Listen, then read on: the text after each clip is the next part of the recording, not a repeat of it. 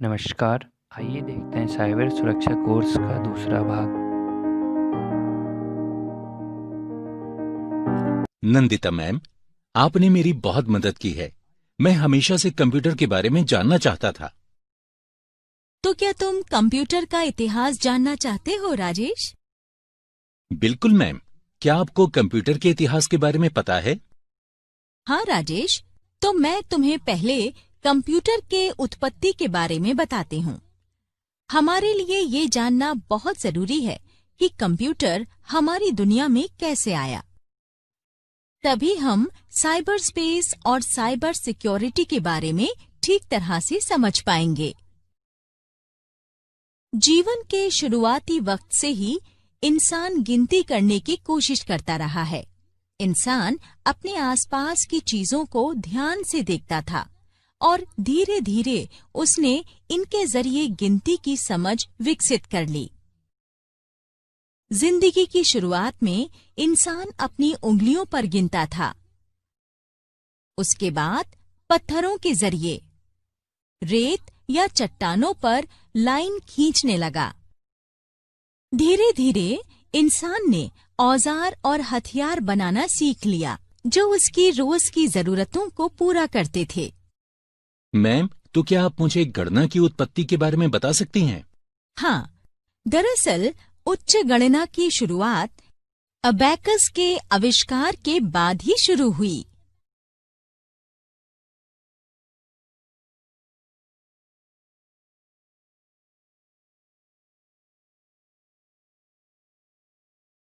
क्या तुम्हें पता है राजेश, गणना करने वाली पहली मशीन का नाम अबैकस था। सच में? मुझे लगता है स्कूल में अब भी इनका इस्तेमाल किया जाता है। सही कहा राजेश, स्कूल्स में अब भी इनका इस्तेमाल किया जा रहा है। अबैकस एक आसान साधन है। ये लकड़ी के एक फ्रेम से बना होता है जिसकी पत्तियां धागे या लकड़ी के बार्स में क्रम में सजाई जाती हैं। अबैकस के जरिए इंसान उन संख्याओं को भी गिन सकता था जो उंगलियों पर नहीं हो पाती थीं। फंक्शन में समानता होने की वजह से अबैकस को आधुनिक कंप्यूटर का पूर्वज कहा जाता है। मैं समझ सकता हूँ। उस वक्त एबेकस को चलाना काफी मुश्किल भरा रहा होगा। हाँ राजेश, उस वक्त ये एकदम नया था।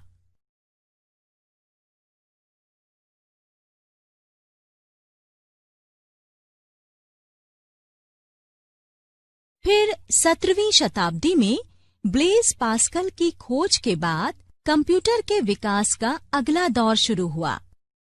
सच में? तो ब्लेज पास्कल ने क्या विकसित किया नंदिता मैम? तब तक बड़े योग की गणना करने की मांग काफी बढ़ गई थी। ब्लेज पास्कल ने 17वीं शताब्दी में एक मैकेनिकल कैलकुलेटर का आविष्कार किया जिसमें अंकों के साथ व्हील्स लगे थे। इसे ही अरिथमेटिक मशीन या पास्कलिन के नाम से जाना जाता है। इससे 8 अंक लंबे योग को जोड़ा या घटाया जा सकता था और कुल 10 अंक होते थे। ब्लेज पास्कल के बाद क्या हुआ? क्या क्रांति ने कुछ नया बनाया? बेशक, पर ये काफी वक्त के बाद हुआ। तुम्हें चार्ल्स बेबेज के बारे में बताना ज्यादा जरूरी है। तुम्हें पता होना चाहिए कि उन्हें आधुनिक कंप्यूटर का पिता कहा गया है। मुझे कुछ नहीं पता नंदिता मैम। चार्ल्स बेबेज कौन थे? चार्ल्स बेबेज एक इंग्लिश मैथमेटिशियन थे जिन्होंने पहली बार ये कहा था कि गणितीय गणनाएं एक ऑटोमेटिक मशीन के जरिए भी की जा सकती हैं। उन्होंने बताया कि गणना को आसान ऑपरेशंस में बदला जा सकता है। इसीलिए चार्ल्स बेबेज को कंप्यूटर का पिता माना जाता है। और अंत में 1833 में उन्होंने पहले नेविगेशनल कैलकुलेशंस को डिजाइन किया। इसने एक इंजन का रूप ले लिया जिसे एनालिटिकल इंजन कहा गया। प्रोग्राम्स और डेटा को पंच कार्ड्स के जरिए मशीन में भेजा जाता था। पंच कार्ड एक ऐसा प्रोसेस था जिसका इस्तेमाल मैकेनिकल लूम्स को निर्देश देने के लिए किया जाता था, जैसे कि जैकर्ड लूम। आउटपुट के लिए मशीन में एक प्रिंटर, एक वक्र आलेखक और एक घंटी लगी होती थी। ये मशीन कार्ड्स पर संख्याएं भी पंच कर सकती थी। इंजन में एक arithmetic logic unit conditional branching के रूप में कंट्रोल फ्लो और लूप लगा होता था। इसमें एक इंटीग्रेटेड मेमोरी भी लगी होती थी। चार्ल्स बेबेज ने जिस मशीन को डिजाइन किया था वो उस वक्त से करीब 1 सेंचुरी एडवांस थी। इस मशीन के सभी पार्ट्स हाथ से बनाए गए थे। हालांकि चार्ल्स बेबेज अपने जीवन काल में इस मशीन को पूरा नहीं कर पाए। उनके बेटे हेनरी बेबेज ने 1888 में एनालिटिकल इंजन्स कंप्यूटिंग यूनिट का सिंप्लीफाइड वर्जन बनाया। सेकेंड वर्ल्ड वॉर के दौरान जब इंग्लैंड और जर्मनी आमने सामने थे, तब ब्रिटेन ने जर्मन मिलिट्री कम्युनिकेशंस के एक खुफिया एन्क्रिप्ट मैसेज को पढ़ लिया था और जर्मन एन्क्रिप्शन मशीन एनिग्मा को इलेक्ट्रोमैकेनिकल बॉम्ब्स की मदद से तबाह कर दिया। इसके बाद ब्रिटेन ने मैक्स न्यूमैन और उनके साथियों का एक कमीशन बनाकर उनसे कॉलोसस बनाने के लिए कहा, जो जर्मनी की ज्यादा विकसित लॉरेंस मशीन्स जो हाई लेवल आर्मी कम्युनिकेशंस में इस्तेमाल की जाती थीं, उनको क्रैक कर सके। इसके थोड़े दिनों बाद एक अमेरिकन प्रोफेशनल को अमेरिकी सेंसस की जिम्मेदारी सौंपी गई। उसने डेटा स्टोर करने के लिए एक पंच कार्ड मशीन तैयार की और गणना में मदद के लिए पहली बार इलेक्ट्रिसिटी का इस्तेमाल किया। इलेक्ट्रिसिटी के इस्तेमाल ने मैकेनिकल कंप्यूटर्स के दौर को खत्म कर दिया और गणना करने की एक नई शुरुआत हुई। एक इंग्लिश मैथमेटिशियन जॉर्ज बूल ने भी इलेक्ट्रिसिटी को बाइनरी सिस्टम का आधार बनाने का सुझाव दिया था। इन सभी लोगों का कंप्यूटर की खोज में इतना महत्वपूर्ण योगदान है, यकीन नहीं होता। सही कहा राजेश, पर यही सच है। इलेक्ट्रिसिटी से चलने वाला पहला कंप्यूटर कब बना था नंदिता मैम? राजेश, इलेक्ट्रिसिटी से चलने वाला पहला computer United states of America में बना था। इसे इनियाक कहा जाता था। अमेरिका में बना इनियाक या electronic numerical integrator and computer वहां बना पहला इलेक्ट्रॉनिक प्रोग्रामेबल कंप्यूटर था। एनियाक कोलोसस से ज्यादा तेज और उपयोगी था। कोलोसस की ही तरह इनियाक में भी एक प्रोग्राम को पैच केबल्स और स्विचेस से पहचाना जाता था। इनियाक को प्रोग्राम्ड करने वाली 6 महिलाएं थीं और उन्हें इनियाक गर्ल्स कहा गया। इसने तेज गति की इलेक्ट्रॉनिक्स को जोड़कर उन्हें जटिल समस्याओं के लिए प्रोग्राम्ड करने वाला बना दिया। ये 1 सेकंड में 5000 बार जोड़ घटा सकती थी। उस वक्त के किसी भी मशीन से 1000 गुना तेज थी। साथ ही इसमें गुणा, भाग और वर्गमूल के मॉड्यूल भी शामिल थे। इसे यूनिवर्सिटी ऑफ पेंसिल्वेनिया के जॉन मॉकली और जे प्रेस्पर एकर्ट की देखरेख में बनाया गया था। इनियाक में 1943 से लेकर 1945 में तब तक संशोधन होता रहा, जब तक इसे पूरी तरह चालू नहीं कर दिया गया। हालांकि ये मशीन बहुत बड़ी थी। इसका वजन करीब 30 टन का था। ये 200 किलोवाट इलेक्ट्रिक पावर खर्च करती थी। इसमें 18,000 से ज्यादा वैक्यूम ट्यूब्स, 1,500 रिलेज और सैकड़ों हजारों की संख्या में रेजिस्टर्स, कैपेसिटर्स और इंडक्टर्स लगे हुए थे। तो क्या एनिक ने कंप्यूटर का नया दौर शुरू किया? हाँ, लेकिन इसके बाद काफी विकास हुआ।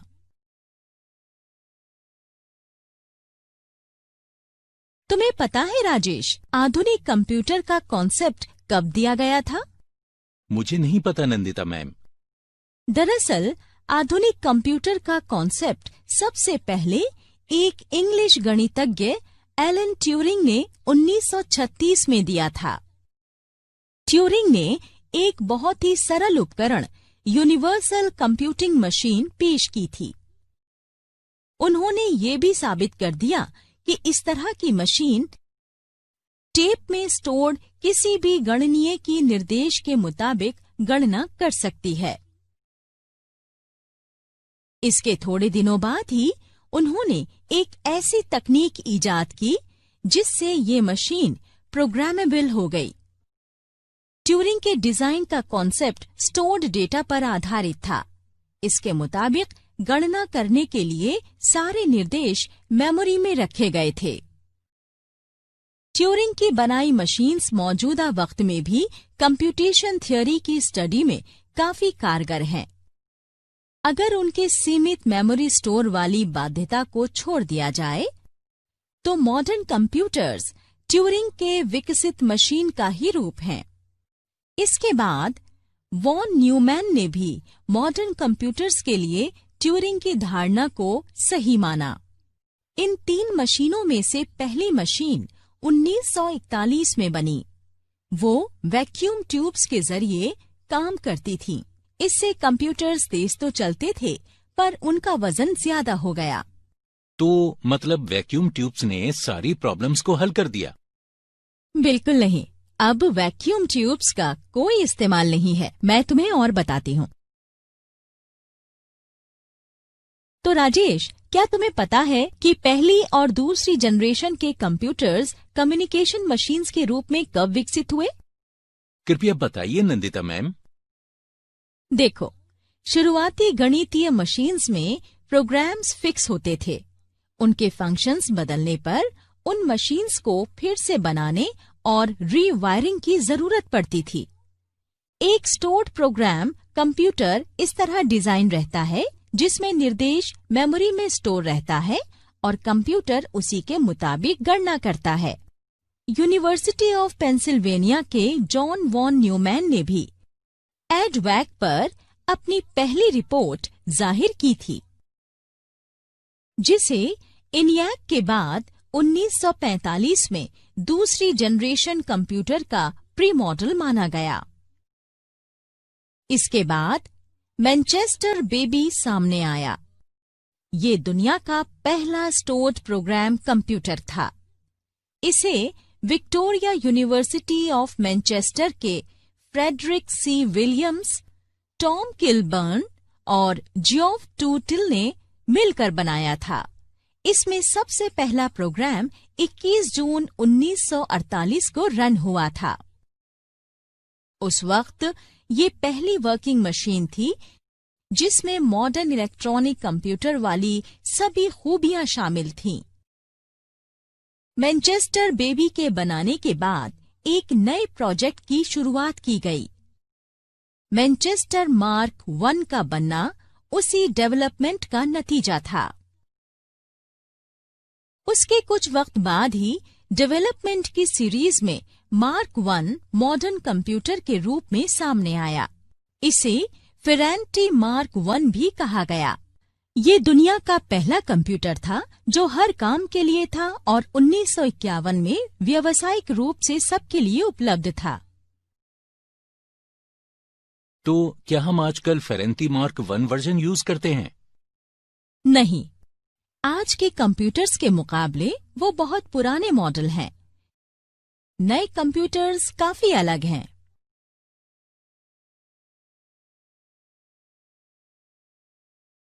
तुम्हें पता है राजेश, उसके बाद क्या क्या हुआ? कृपया बताइए नंदिता मैम। ठीक है, 1955 में ट्रांजिस्टर बनाया गया था। ट्रांजिस्टर्स ने वजनी वैक्यूम ट्यूब्स की जगह ले ली। ये कंप्यूटर के विकास का सेकेंड जनरेशन था। ट्रांजिस्टर्स ने सेकेंड जनरेशन के कंप्यूटर्स को जन्म दिया। वैक्यूम ट्यूब्स के मुकाबले ट्रांजिस्टर्स से कई फायदे हैं। वो छोटे होते हैं और वैक्यूम ट्यूब से कम पावर खर्च करते हैं। साथ ही उनसे कम हीट निकलती है। Silicon junction transistors vacuum tube से ज्यादा भरोसेमंद थे और लंबे वक्त तक या अनिश्चित वक्त तक सेवाएं दे रहे थे। साथ ही ट्रांजिस्टर्स से बने कंप्यूटर्स में हजारों की संख्या में बाइनरी लॉजिक सर्किट स्टोर किए जा सकते थे। दुनिया में पहला ट्रांजिस्टराइज्ड कंप्यूटर 1953 में शुरू हुआ था और इसका दूसरा संस्करण अप्रैल 1955 में बनकर तैयार हुआ था। ये काफी मजेदार है कि ट्रांजिस्टर्स ने वैक्यूम ट्यूब्स की जगह ले ली। हाँ, हालांकि इसके बाद भी कई बदलाव होते गए राजेश।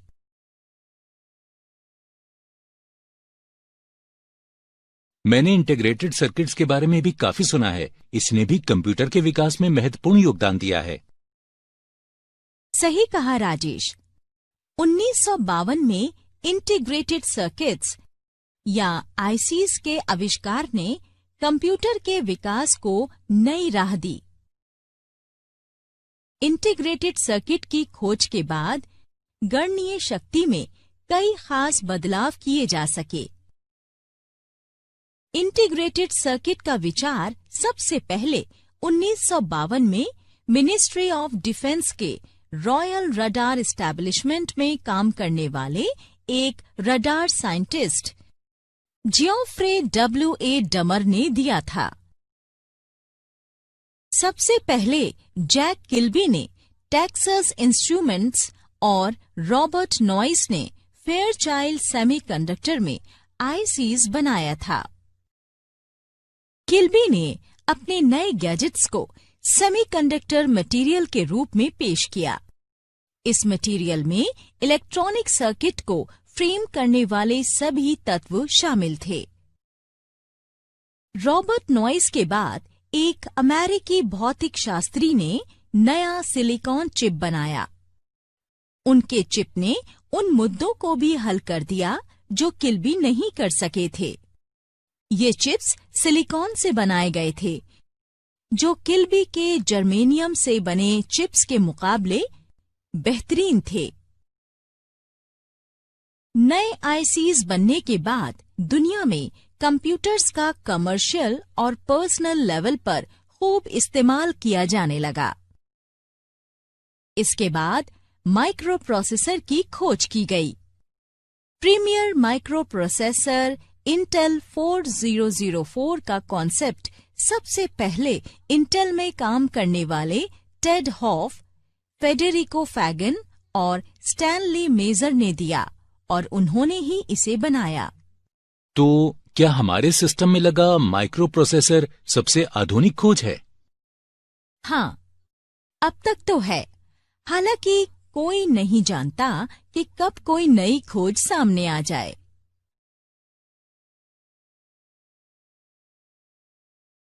इसके बाद राजेश, साइंटिस्ट्स ने जिस सबसे जरूरी चीज की खोज की वो इंटरनेट है। हाँ, इसी की वजह से हमारी दुनिया मॉडर्न है नंदिता मैम। बिल्कुल ठीक। दरअसल रिसर्च साइंटिस्ट कंप्यूटर को हर तरह के काम में इस्तेमाल करना चाहते थे। इसी के चलते इंटरनेट का विकास हो पाया। अमेरिका की एक defence advanced research projects agency, जिसे APRA भी कहते हैं, इसने ये फैसला किया कि अलग अलग जगहों के रिसर्च इंस्टीट्यूट्स में बैठे लोगों के साथ कंप्यूटर शेयर किया जाएगा। इसी पर चलकर आगे डेटा लिंक्स शेयर करने के लिए एक नेटवर्क बना, जिसे हम ARPANET कहते हैं। इस विचार को कई रिसर्च इंस्टीट्यूट्स के साथ साझा किया गया था और इंटरनेट के विकास में कई साइंटिस्ट ने महत्वपूर्ण योगदान दिया। उसके बाद इंटरनेट उन साइंटिस्ट्स के लिए गौरव बन गया जो कंप्यूटर के जरिए इंफॉर्मेशन शेयर कर सकते थे। ये मौजूदा वक्त के इंटरनेट युग की शुरुआत थी। उसके बाद 1970 के दौर में कई स्वतंत्र कंप्यूटर नेटवर्क्स सामने आए। ये सभी नेटवर्क्स आरपानेट के जरिए एक दूसरे से जुड़े थे। विंडसर्फ एक प्रोफेसर और एक इंजीनियर रॉबर्ट कान ने मिलकर कॉमन ट्रांसमिशन प्रोटोकॉल्स या टीसीपी बनाया। दरअसल टीसीपी का काम कुछ रूल्स को फॉर्म करना है। इन्हीं रूल्स के मुताबिक हर इंसान इंटरनेट के जरिए अपनी बात दूसरों तक पहुंचा सकता है। साथ ही ये भेजे गए या रिसीव किए गए मैसेजेस के सही तरीके से पहुंचने की भी जांच करता है। आजकल हम जिस प्रोटोकॉल का इस्तेमाल करते हैं वो इंटरनेट प्रोटोकॉल या आईपी है। आईपी मैसेज को आसानी से एक जगह से दूसरी जगह पर भेज देता है। अगर आप किसी को कोई मैसेज भेज रहे हो तो उसे बिल्कुल उसी जगह पहुंचना चाहिए जहां आपने भेजा है। तो राजेश, टीसीपी के विकास के बाद टीसीपी या आईपी की खोज की गई। ये क्या है नंदिता मैम? टीसीपी या आईपी एक फंक्शन है जो कई नेटवर्क्स को जोड़ने का काम करता है। इसी की खोज के बाद सारे कंप्यूटर्स इंटरनेट से जोड़े जाने लगे और इसीलिए इसे नेटवर्क का नेटवर्क कहा गया। ये ही आजकल इंटरनेट कहा जाता है। उसके बाद 1973 में ज़ेरोक्स ने एथरनेट का विकास किया। मौजूदा वक्त में सफल संचार एथरनेट की वजह से ही संभव है। दो या उससे ज्यादा डिवाइसेस के बीच फिजिकल कनेक्शन से एथरनेट बनता है। जब ज्यादा मात्रा में डेटा ट्रांसफर किया जाता है तो ये उसे उचित तरीके से पहुंचाने में मदद करता है। डेटा को खोने से बचाने के लिए एथरनेट के टॉप पर टीसीपी या आईपी की कई लेयर्स लगाई जाती हैं।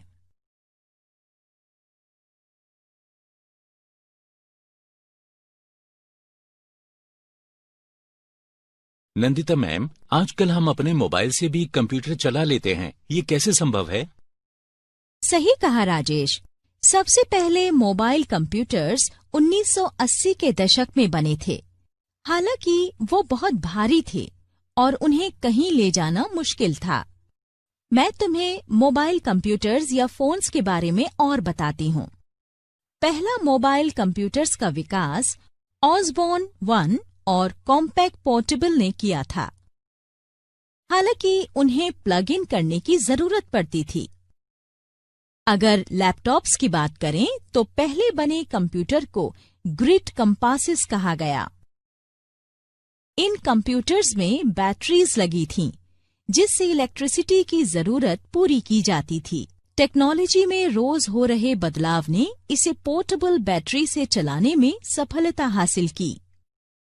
2000 के दशक में पोर्टेबल कंप्यूटर्स बहुत लोकप्रिय हुए थे। उसके बाद स्मार्टफोन्स और टैबलेट्स का इजाद किया गया।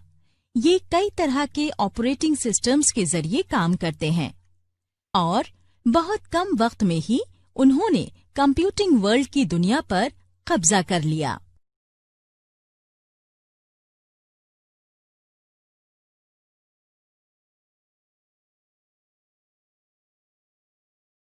क्या तुम्हें पता है राजेश, ईमेल कैसे बना? कृपया बताइए ना नंदिता मैम। इंटरनेट बनने के बाद एक नेटवर्क बनाया गया। ये नेटवर्क इंटरनेट कनेक्शन से जुड़े सभी कंप्यूटर्स को आपस में जोड़ता था। तो जिस किसी ने भी इंटरनेट ज्वाइन किया, उन्होंने ईमेल के सिद्धांत पर काम किया, जिससे वो एक दूसरे को कम्युनिकेट कर सकें या ईमेल के जरिए जानकारी भेज सकें। अब तो कई साइट्स हैं जो ईमेल सर्विस दे रही हैं। इंटरनेट को और ज्यादा प्रभावी बनाने के लिए मॉडेम या राउटर का विकास किया गया। वो इंटरनेट में कैसे काम करता है मैम? अगर तुम टेलीग्राफ लाइंस के बारे में जान जाओ तो तुम उसे आसानी से समझ जाओगे राजेश। जहां तक मैं जानता हूं, टेलीग्राफ लाइंस वायर्स के जरिए दो अलग अलग जगहों पर डेटा ट्रांसमिट करती हैं। सही कहा राजेश, पर अब टेलीग्राफ का इस्तेमाल कम होता है। अब बात आती है वायरलेस टेक्नोलॉजी की। इसी वजह से मॉडेम बनाए गए। शुरुआती दिनों में टेलीफोन लाइंस के जरिए ही कंप्यूटर से संचार किया जाता था। मॉडेम के थोड़े वक्त बाद ही राउटर का विकास हुआ और अब वायरलेस कनेक्शन में राउटर बहुत तेजी से मॉडेम की जगह ले रहा है। राउटर का एक खास फायदा ये है कि ये एक साथ कई डिवाइसेस जैसे कंप्यूटर्स, टैबलेट्स और स्मार्टफोन्स में इंटरनेट सर्विस अवेलेबल करा सकता है।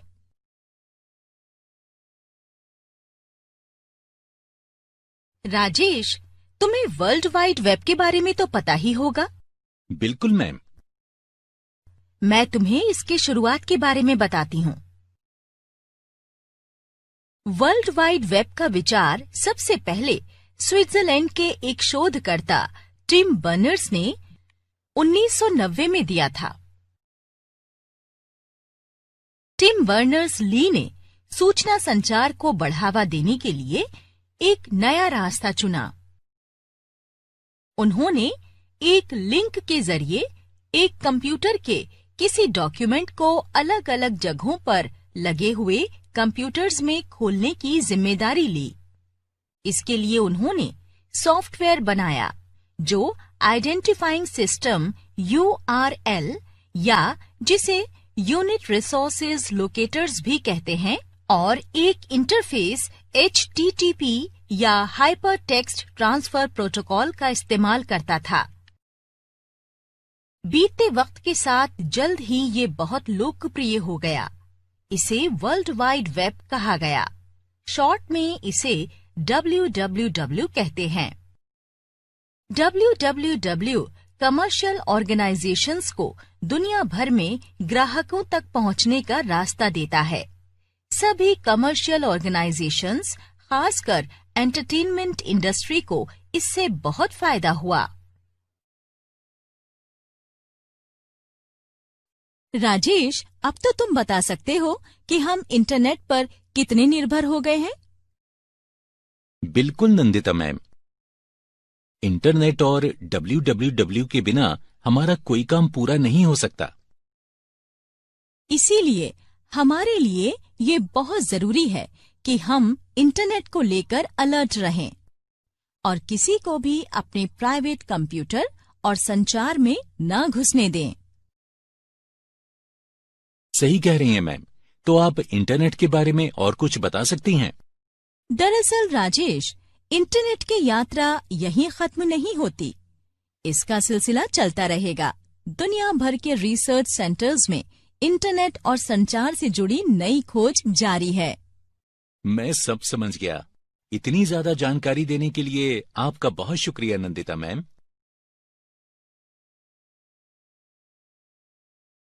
अब तक जो भी सीखा है उसका रिकैप कर लेते हैं। किसी भी बटन्स पर क्लिक कर अब तक सीखी हुई जानकारी ले सकते हैं। अबैकस। अबैकस एक सरल उपकरण है। ये लकड़ी के एक फ्रेम से बना होता है जिसकी बीड्स धागे या लकड़ी के बार्स में अरेंज किए जाते हैं। पास्कलिन। ब्लेज पास्कल ने 17वीं शताब्दी में एक मैकेनिकल कैलकुलेटर का आविष्कार किया जिसमें संख्याओं के साथ व्हील्स लगे थे। इसे ही अरिथमेटिक मशीन या पास्कलिन के नाम से जाना जाता है। चार्ल्स बेबेज इंग्लैंड के एक गणितज्ञ थे जिन्होंने पहली बार ये कहा था कि गणितीय गणनाएं एक ऑटोमेटिक मशीन के जरिए भी की जा सकती हैं। उन्होंने बताया कि गणनाओं को आसान ऑपरेशंस में बदला जा सकता है। इसीलिए चार्ल्स बेबेज को कंप्यूटर का पिता माना जाता है। एनियाक। अमेरिका में बना एनियाक या electronic numerical integrator and computer US में डेवलप पहला इलेक्ट्रॉनिक प्रोग्रामेबल कंप्यूटर था। ENIAC कोलोसस से ज्यादा तेज और उपयोगी था। Universal computing machine. ट्यूरिंग ने एक बहुत ही आसान उपकरण यूनिवर्सल कंप्यूटिंग मशीन पेश की थी। उन्होंने ये भी साबित कर दिया कि इस तरह की मशीन टेप में स्टोर्ड किसी भी गणनीय की निर्देश के मुताबिक गणना कर सकती है। Manchester baby. मैनचेस्टर बेबी दुनिया का पहला स्टोर्ड प्रोग्राम कंप्यूटर था। इसे विक्टोरिया यूनिवर्सिटी ऑफ मैनचेस्टर के Frederic C Williams, Tom Kilburn और जियोफ टूटिल ने मिलकर बनाया था।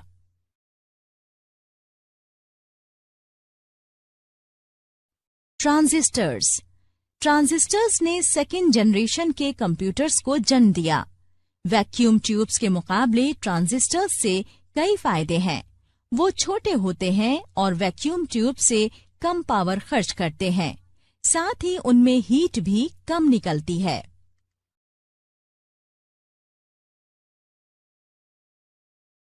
Integrated circuit IC.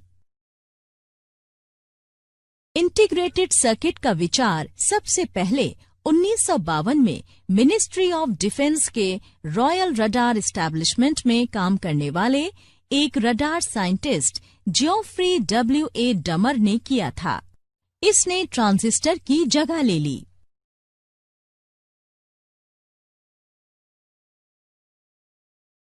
Microprocessor.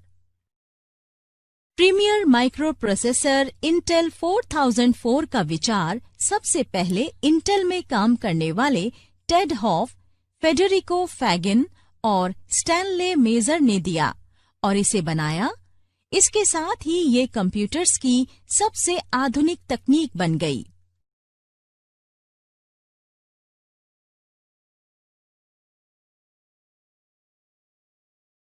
ARPANET। America की एक defence advanced research projects agency, जिसे APRA भी कहते हैं, उसने ये फैसला किया कि अलग अलग जगहों के अनुसंधान संस्थान में बैठे लोगों के साथ कंप्यूटर साझा किया जाएगा। इसी पर चलकर आगे डेटा लिंक्स शेयर करने के लिए एक नेटवर्क बना, जिसे हम ARPANET कहते हैं।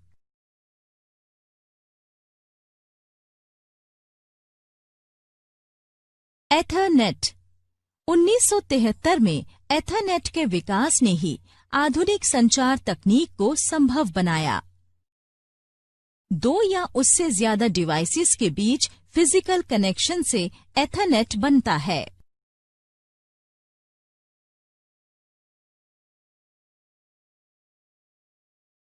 ईमेल। इंटरनेट बनने के बाद एक नेटवर्क बनाया गया। ये नेटवर्क इंटरनेट कनेक्शन से जुड़े सभी कंप्यूटर्स को आपस में जोड़ता था। इसी नेटवर्क को ईमेल कहा जाता है।